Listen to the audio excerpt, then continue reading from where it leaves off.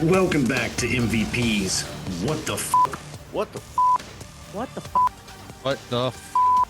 Paranormal podcast, where we talk about, well, everything the paranormal encompasses. So you ready? Let's fucking do this. Hey, welcome back, everyone. We're going to finish our interview of Ben Radford, the world's foremost expert on the Chupacabra. Remember, this is the dude that actually traveled to Puerto Rico and throughout South America to conduct witness interviews, investigate sites and alleged evidence, and extensively research the Chupacabra for 5 years. He left no stone unturned. So without further ado, Ben, take it away. My position is always, if I'm wrong, then show me. Like, for example, I talked earlier about how the Chupacabra only dates back to 95.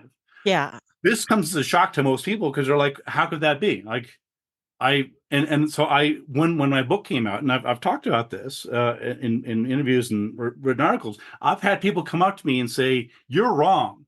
I know for a fact the Chupacabra exists because, I heard about it in the 1970s in Texas, or you're wrong because my grandfather told me about it in the 50s or wherever else. And my answer is always, prove it. Right. Show me. And I actually have a standing reward of $10,000.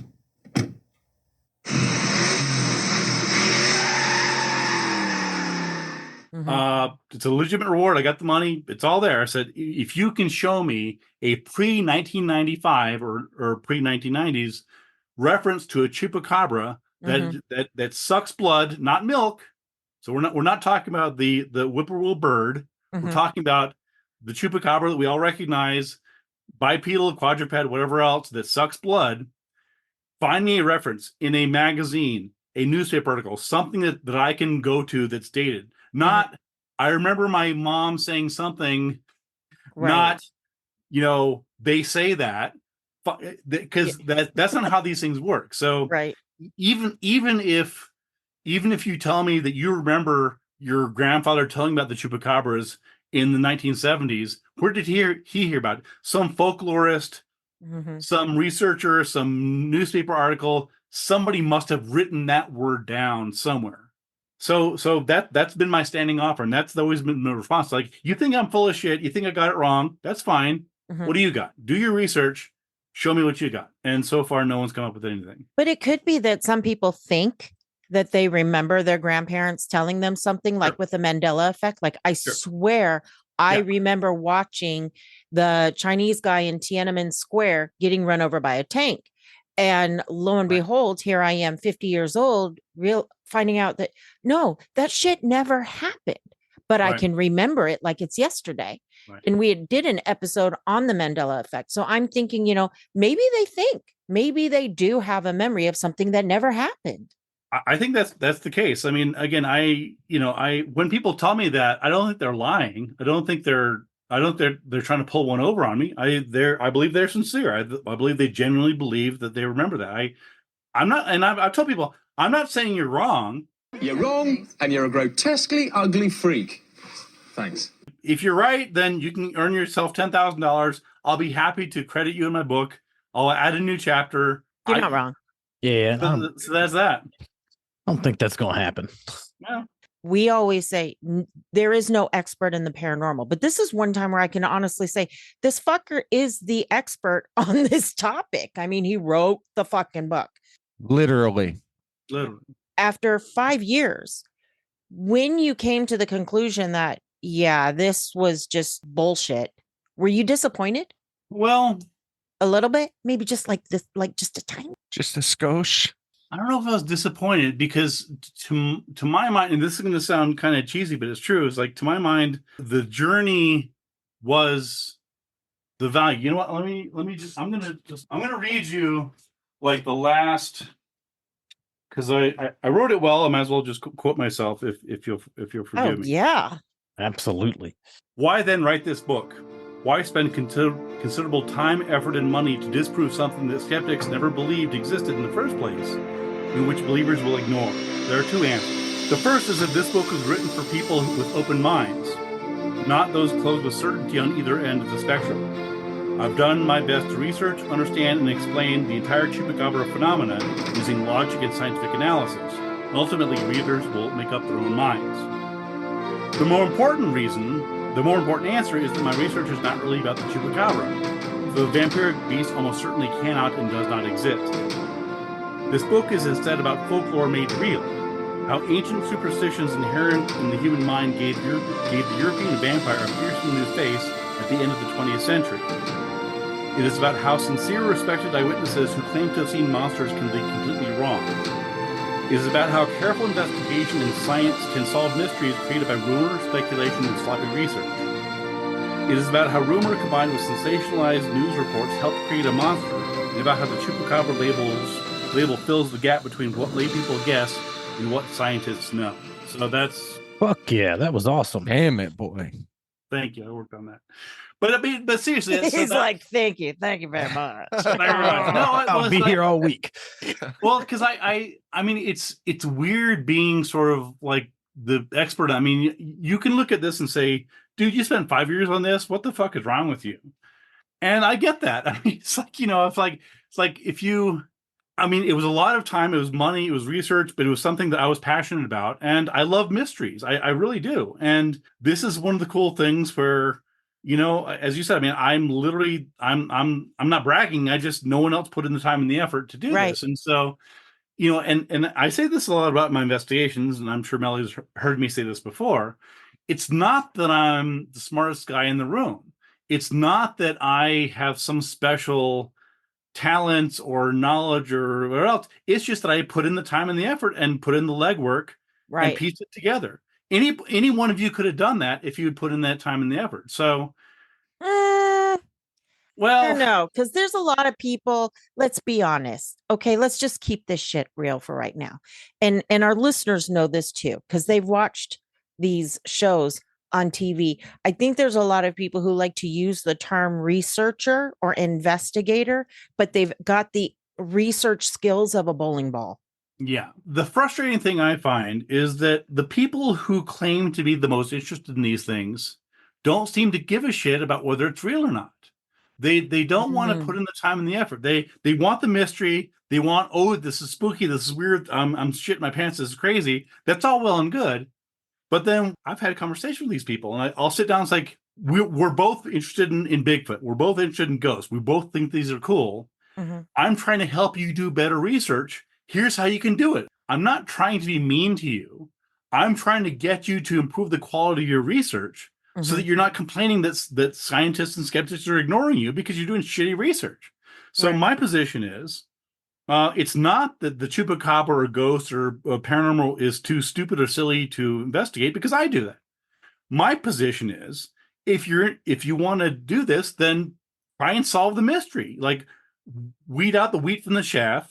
Try and discredit the bogus evidence and go with what's actually there. And that's what I find frustrating, is that so many people who should care about the truth, they either don't know or they don't care, or they're just content to have this mystery. Whereas I'm like, yeah, this is cool, but is it real? Let's make a little more fucking effort to actually solve the mystery. Hey, ignorance is bliss. Isn't that what they say? Yeah. I still say that anybody could do this. I mean, if you just put in the time and the effort. I mean, I've got degrees in education, public health, and I'm also a folklorist and all that. But I mean, so it's a case of where, I mean, my MPH from Dartmouth didn't help me solve the Chupacabra mystery. No, but you have to agree that it does help frame the way that you're able to do sound research. That's, I mean, that's what, my master's, it changed the way that I did research and how I pulled data. And I see that's so distinct in your work, as opposed to other people who are just, pulling it from their ass and making it up because they're pulling it from website after website after website. There's a stark difference. No, you're right. Yeah, and I do appreciate your saying that. Do you want to believe in it? When you first approached the topic, did you want it to be real? Well, I mean, I would like all these to be real. I mean, I would love if Bigfoot was found tomorrow. I mean, I'd be celebrating. I'd be on the first plane out there. I mean, this is not, Same thing with ghosts. I mean, I don't have a vested interest in them not existing at all. And it always baffles me when I hear people who think, oh, you're a skeptic. You don't want them to exist. What are you talking about? I would love for these things to exist. I would be celebrating. It would be a whole new paradigm in science.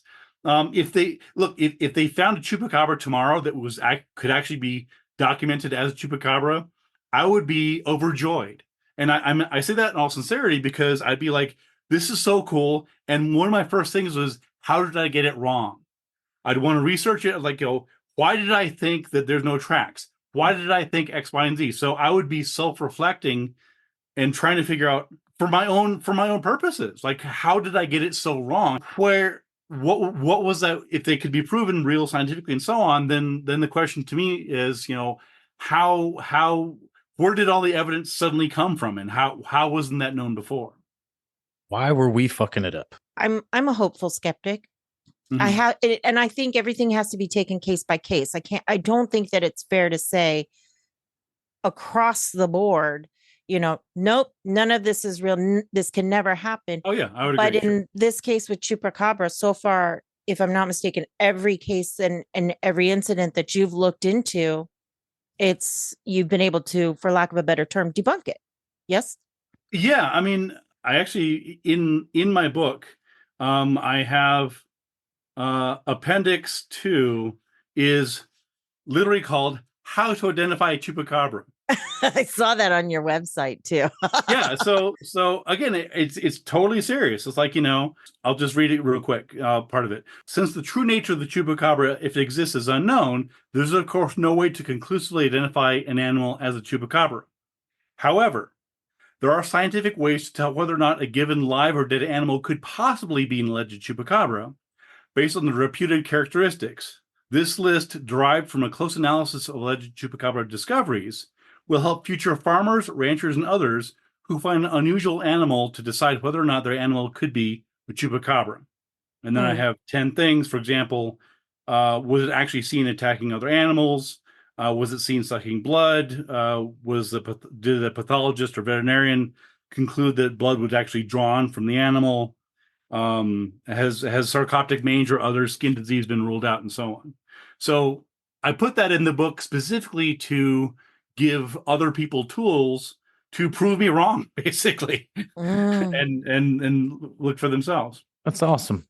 I saw there was an article in the Christian Science Monitor where you were able to trace it to the 1995 sci-fi film El Chupacabra.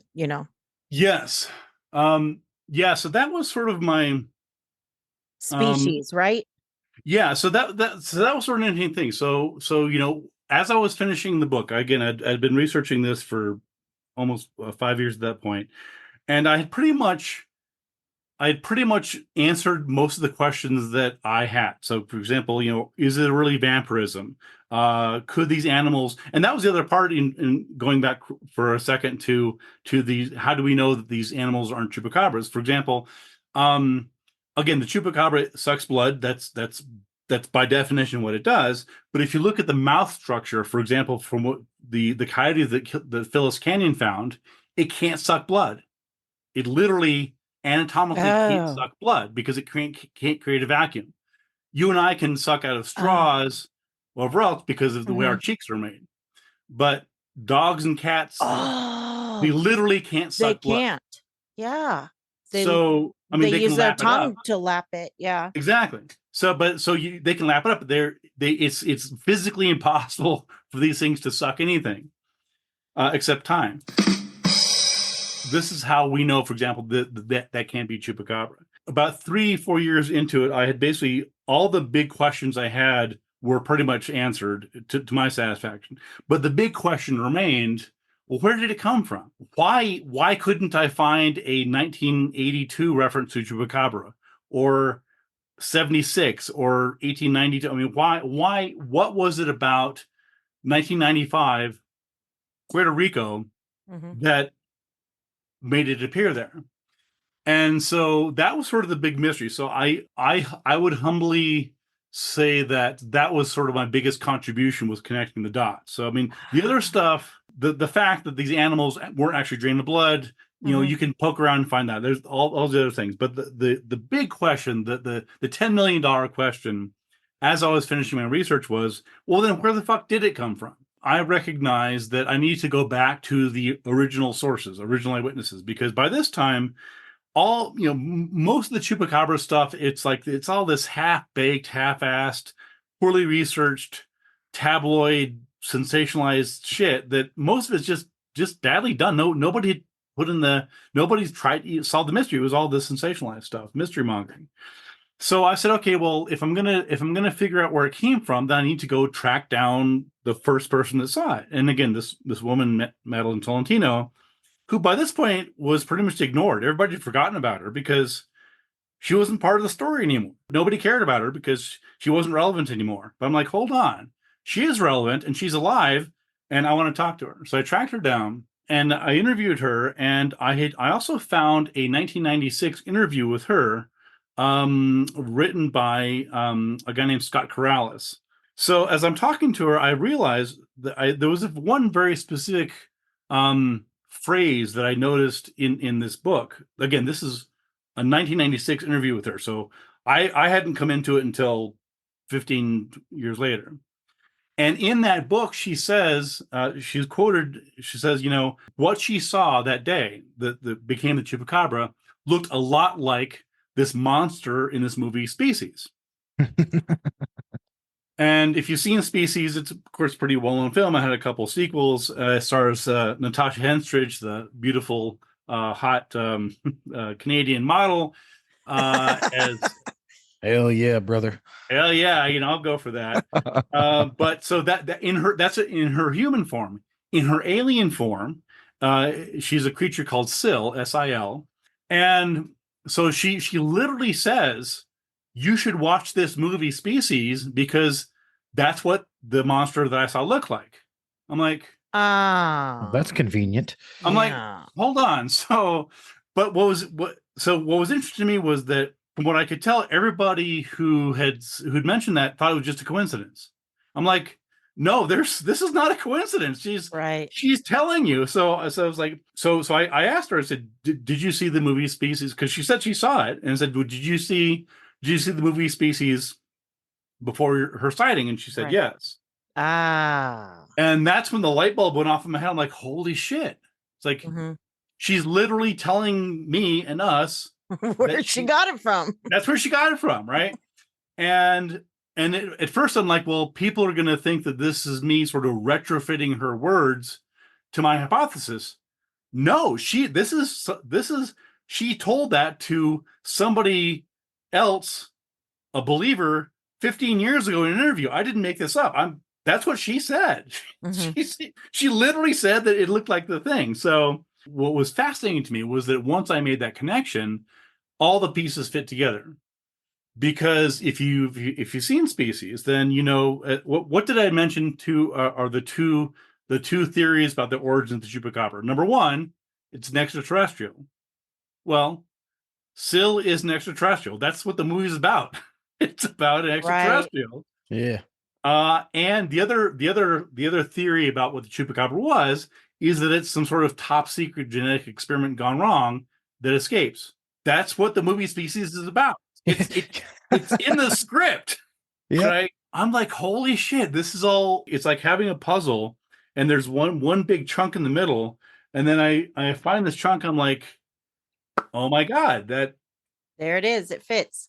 But it's very, very clear, not only in its anatomy and what it looks like a description, but also in its backstory. So she admits that she did see the movie Species shortly before she saw the Chupacabra, which again, no one else saw. Again, going back to my degree in psychology, if you don't know anything about how media influences work or psychology, you might think this is a known thing. People confuse things from films and TV. It doesn't happen all the time, but it does happen. It's not pathological. The fact that no one else saw this and she said it, that's where it came from. To my mind, that was the final piece of the puzzle. That's hilarious. That's awesome. So earlier, Melanie, you'd asked about wings. So Mhm. one of the aspects of the Chupacabra is if you look at the original report, like after Tolentino told her story to the tabloids, rumor, gossip, people are telling, of course, people are hearing about it, and then they see something out of the corner of their eye. It's dark, and they think, oh, there's wings. There's also you'll find a handful of sightings that have like a tail, wings, sort of little additions here or there. But the first time that the Chupacabra was said to actually be four-legged was in 2000. So something interesting happened. Was Tolentino's sighting again in August of '95? She described this weird thing. There were lots of depictions on TV. So you had a case of where people were seeing it but not finding it. In other words, people were seeing things or influenced by her description, and they say, I saw something weird like that, but there's no bodies. It was always this something seen but not found. That changed in 2000 when something was found and not really seen, and that happened in Nicaragua, in a ranch outside of Managua, the capital.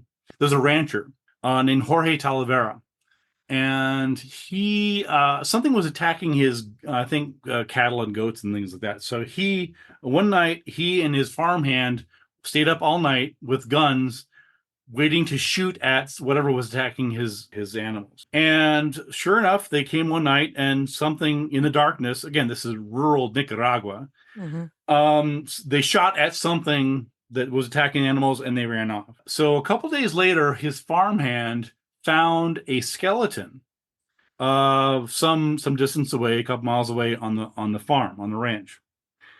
And he saw this, and Talavera assumed that this was the Chupacabra. He thought this is the Chupacabra he'd been hearing about, because again, by this point, for 5 years, there had been stories out of Mexico, stories out of Puerto Rico. Mm-hmm.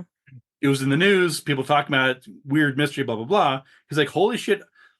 He didn't get a good view of it, but it was he shot something in the darkness. Here's this dead thing. Now, had he thought more about it, he might have realized that it wouldn't be a skeleton after only a couple days. I mean, it might be, but probably not. Anyway, decomposition is like decomposition, a real thing, right? Exactly. So it probably wouldn't have been picked clean, but anyway, he tells everybody, like, I found the Chupacabra. I shot the Chupacabra. We've all been hearing about this, rumors, gossip. I actually shot one. So he claimed to be the first person in the world that had actually killed a Chupacabra. Of course, the media come in like, oh my God, we finally have a body with the bones and whatever else. So all of a sudden, like, Chupacabra actually found, this is the whole thing. So he takes it over to the university in Nicaragua, the university in Managua. And they look at it, they're like, dude, it's a dog. So that's just a fucking dog, bro. So he pulls the Phyllis Canyon. He's like, no, you switched the bones on me. Of course. So Yeah. give him back his bones, right? This is what you gave us. Mine had no butthole. It was all taint. What is a taint, and where does the term come from? Technically, a taint is the space between your genitals and your anus, otherwise known as the perineum. And the origin of the term is that it taint your balls and it taint your butthole. Supposedly. It's taint all the way down, just like the turtle. So they give him the bones back, and he's like, no, these aren't the bones I gave you. You switched them. So he brings in this conspiracy theory, and then they're like, we didn't switch your fucking dog bones, dude. We don't have an extra set of dog bones laying around the lab just to fool you into thinking that it's not Chupacabra. So finally, he admitted that, yeah, maybe it was a dog. Maybe I shot the neighbor's dog. Maybe it shot the neighbor's dog. But anyway, the significance of that in the Chupacabra story was that was the first time that marked the transition from the bipedal, spiky-backed, sill alien species creature to this dead dog, mangy quadruped. And at that point, because it had been fixed in people's minds, oh, this is, I guess the Chupacabra, we didn't know what it was for years. We now have one. It must be this. Now we know. Yeah, so that sort of got locked into the public consciousness. And then later on, sort of the definition of Chupacabra became more broad. So this is when you start getting the raccoons, the random stuff like that basically bear no connection to the original Chupacabra. You mentioned to me something that the Chupacabra was used as a political boogeyman. What did you Yeah. mean by that? I touched on a little bit before, like for example, I mentioned Jose Kimosoto, the mayor of Canovanas, Mhm. that basically was like, vote for me, I'll protect you from the Chupacabra. Right. Okay. But what you find is that pretty quickly the Chupacabra was being talked about, of course, in Mexico and elsewhere, which is why to this day, a lot of times when people talk about the Chupacabra, they think it's Mexican. They assume they've always assumed it's Mexican. It's actually, of course, American because Puerto Rico is part of America. But it makes sense that it's Mexican, right? Yeah, hell, I thought that. Yeah, a lot of people do. It's pretty common. So because it's associated with Spanish and Mexico. But what happened was that the president at the time, President Salinas Gortari, he was started being called the Chupacabra. There was there was like street graffiti and editorial cartoons and things like that where the president was being identified as the Chupacabra. Now, probably mostly sort of in joke, in jest, but the connection was that he was widely hated, and so the popular perception was that in the same way that the Chupacabra is draining the blood and the sort of metaphorical resources and things like that from the Puerto Rican public, the president was draining resources and money, corruption, this and that. So The president's a goat sucker. Got it. That's interesting, though, man. yeah, and I mean, there's other parts as well. The thing is, like these days, the Chupacabra has been homogenized. Like there's a movie came out last year. I think the Chupacabra is like there's an animated cartoon. Yeah. I forget which one. My interest, as you might imagine, is in the early Chupacabra, like 95 to 2000, because that's the sort of more authentic, original stuff, not after it goes sanitized and commercialized by X-Files. So I have a collection of about maybe 15 or 20 T-shirts from Puerto Rico and Mexico from the late 90s. And it's fascinating to sort of look at these and sort of see the political commentary. One of the shirts I have is has a Chupacabra, and he's got a straw sucking the blood out of a chicken. It's a cartoon. And there is it looks like a warthog, like from the Lion King, but I guess it's a goat or something. Anyway, it's running, and it has this sort of dark thing where there's two of them running away from the Chupacabra, and one of them says, yo tengo diabetes. So he's saying, don't suck my blood, I have diabetes. The other one says, don't suck my blood, I have AIDS. Oh shit. God damn. They went there, just They went the there. middleman. They just went that's right savage. for the nads. Well, and again, it goes back to the cultural context of these things, right? So if you look at what was happening in the mid 90s in Puerto Rico, there was hurricanes, as I mentioned. There was a political crisis. There's always been an economic crisis, and AIDS was hitting the Caribbean especially hard. You have this connection of AIDS, tainted blood, vampirism, all sort of packaged together, and that's what you get. Damn goat suckers. I mean, I didn't believe in it before, but now that I've heard you explain it even more so, it's not real. Yeah, it's a no-go for me, dog. Yeah, straight up. I love the process. I love, again, it was a lot of work. It was a lot of effort writing and research, but it's cool that I mean, in my obituary, they're going to mention chupacabras and evil clowns. So I guess I'll take it. I guess I'll take it.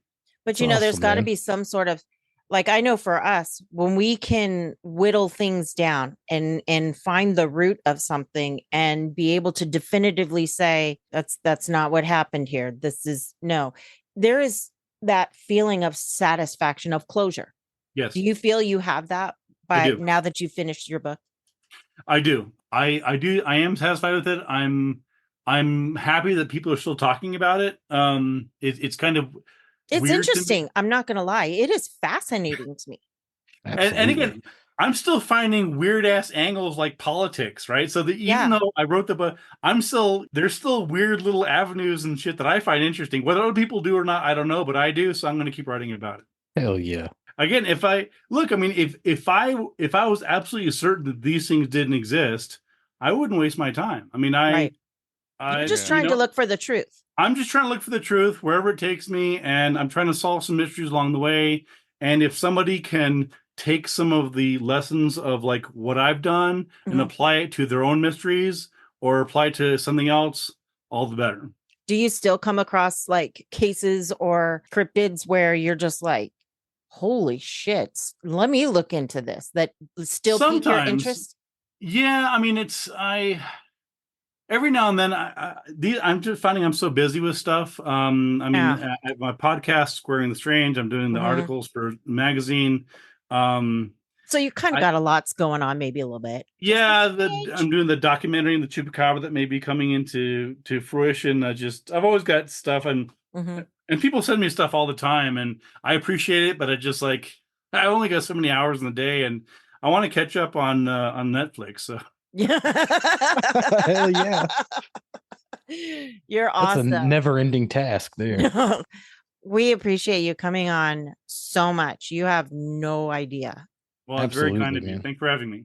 This has been awesome. We really appreciate Hell yeah. it. I promise I'll have a cool avatar next time. Fan-fucking-tastic. We're going to hold you to it. So on that note. All right. Well, listen up, kids at home. Don't keep your ice cream in the same freezer as your Chupacabra heads. It's probably not good for your health. And if your dogs don't have a taint, contact vet. Good night, everybody.